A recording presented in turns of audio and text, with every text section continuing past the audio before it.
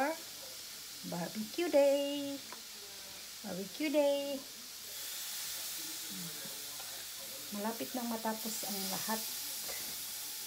Malapit na matapos maluto ang lahat. Ito na yung finished product natin. Yan.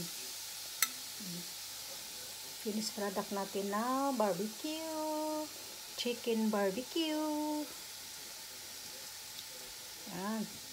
Dito ko sa loob ng kusina namin nag-barbecue. Kasi malamig sa labas. Vi ska heja på Norge. Kan du förstå det? Ja, är inte det grejt? Ja. Men jag är för lite norrmänna här i närheten.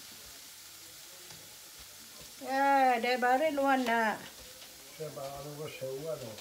Det är där det är populära. Det är de som har satt Det är som en norrman här i närheten mig i alla fall. Det var dig. Ja, det är. Unga bara ju norsk också. Unga är norsk, ja. Ja, det är utlänningar här. Det är kon mig. Det är du. Ja. Ja, akkurat. Du bor i Samin med Infanta. Några Infanta... hade där va? Infanta utlänningar du har bor i Samin med. Ja. Jag tror inte just det. Gjorde det? Det är bara bra att du syns icke det. Ja. Det är bra att du syns icke att det var Infanta dama. Jag syns det inte. Det är bara det är ärlig och redlig så och göra sin jobb hvis de ska göra något. Mm. Jag kan inte lyfta och bredda ihop och då ser du att du snur det. Vi må ju ha tid och Ja, och rotera det. Jag äter. Mm. Ja, och hvis inte du har tid att jag äter så bränner det ihop selvfølgelig. Ja, så dum är det inte. Men jag kan inte göra något här va. Nej, du kan icke det. Så det är bara... Du får bara sitta där och se på TV. Ja, jag ser bara där inne. Och kosa dig där. Det går fint det. Ja, det går fint.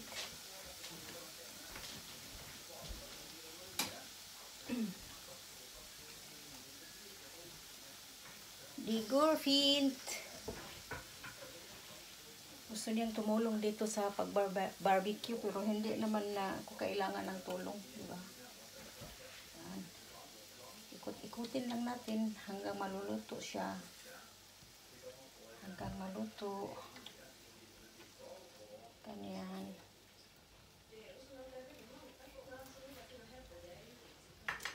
Ito na yung finished product natin ng ating pag-barbecue. Chicken barbecue with Mamacita mix and oyster sauce na may gata.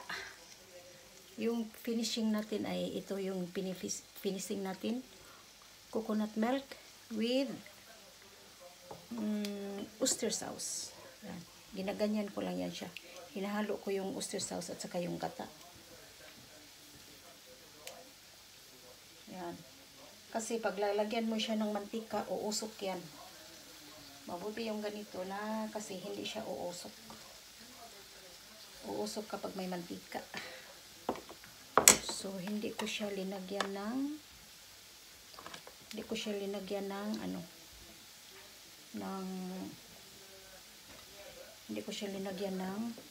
mantika.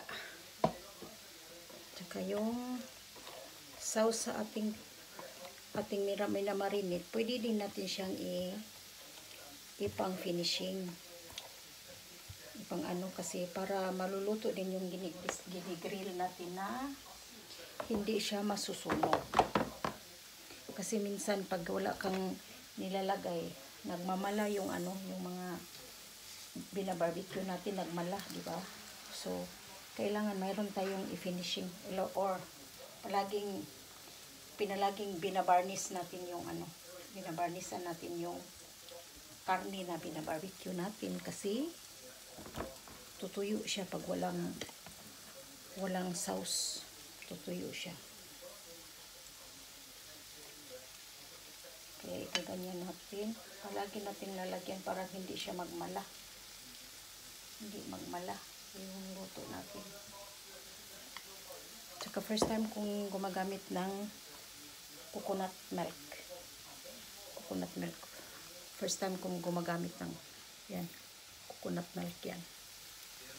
Kasi yung palagi kong ginagamit pag nag-barbecue ako, ketchup at saka cooking oil. Naanuhan ko na yung cooking oil, yung tumatalsik-talsik yung pagluluto natin, tapos maraming tatatalsik dyan. Nandito tayo sa loob, tatalsik yan sa sahig. So nagtry ako na hindi maglagay ng oil ngayon. So nag-function naman na hindi siya tumatalsik. So maganda talaga pag nag-grill tayo, hindi tayo naglagay ng oil. Kasi ganda naman yung luto niya. Yan, hindi siya nagtuyo, di ba?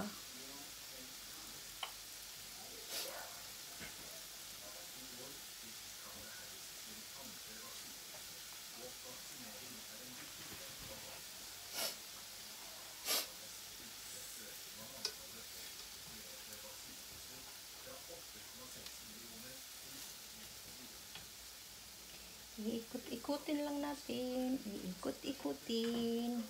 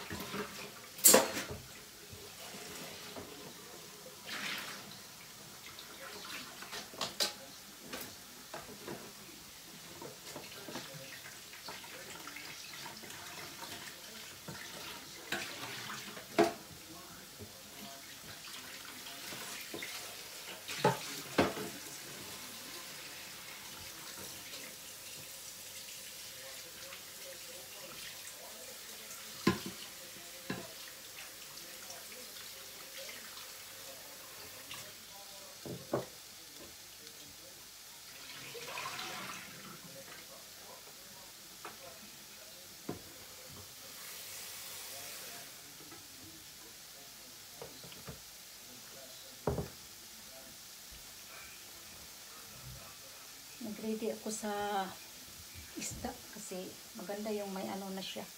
Yung lagyan natin ng asin. Yan. Ito na guys. Malapit na tayong matapos mag-barbecue. Yung isda na naman din yung lulutuin natin. Hugasan muna natin yung isda bago natin prituhin, di ba? So ito na lang yung last na barbecuehin ko. Tapos hindi pa naman yan siya tapos. Kailangan anuhin.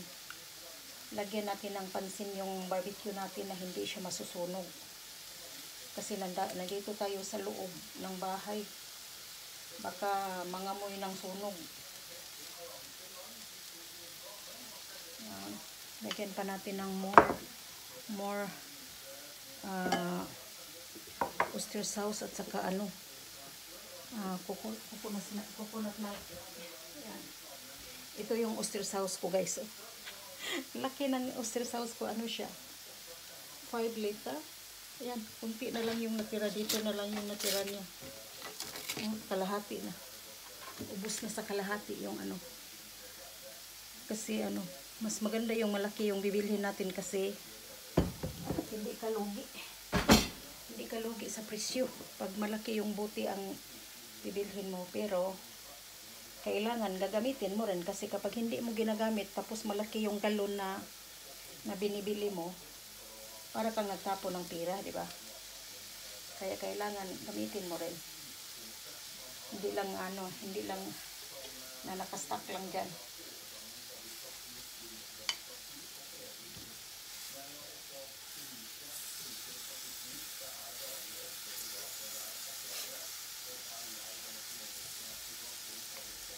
Yan, tumutuyo siya pag pag walang hindi natin nilalagyan. Nilalagyan ng pang kasi hindi ko siya nilagyan ng ng iba. Hindi ko siya nilagyan ng oil. Kasi ayaw ko yung usok. Sakit sa mata yung usok. Usok. Ito yung panglinis ko sa ilalim. Panglinis ko sa ilalim. Kasi mayroon naman siya ditong hunos. Yung nilalagyan sa yung sa mga tuyo na nasutunog na ba. Sørlandet, de tar imot utlendinger og gir mat. Ikke det bra? Ja. Ja. Sånn er det overalt. Håper de kan gi mat til meg òg. Hæ? Håper de gir mat til meg òg, for det er utlendinger, vet du. Ja, men det er ikke forferdelig. Dette diskuterer jo. Og så hvert år som regel at ja. Og vi er så glad at vi kan komme til Norge. Til Sverige og få kjøpt noe Ja, men billig mat. det er ikke lov å gå til Sverige nå. Nei, nå kan det være det ikke lov. Det er stengt. Men før var det iallfall at vi kunne handle. Jeg vet det, men du kan ikke gå til andre land og handle. Nei, Må du bli der du er, ja, du må bruke penger der du bor. der du bor. Ja, det er noe i det òg. Ja. Men det er veldig dyrt, og hvis du kommer lenger sør, så er det nesten alt du tjener noe penger.